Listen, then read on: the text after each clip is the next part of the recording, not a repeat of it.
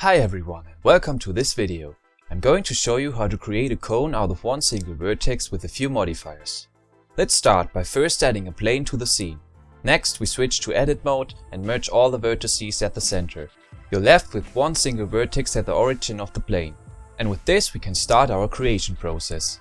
Switch to the modifier panel and add a screw modifier on top of the object. With this modifier we can create an edge out of our single vertex.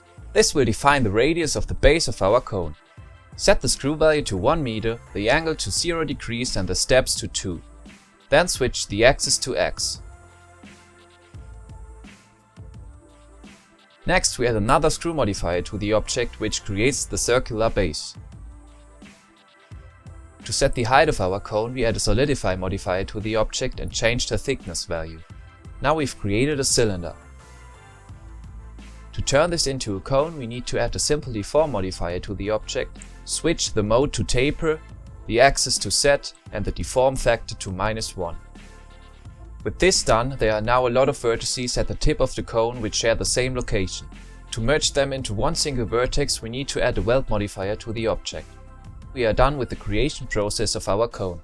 Now you can play around with the modifier values to adjust the shape of the cone. By adding a regular cone with the exact same settings to the scene, you can see that both cones look the same.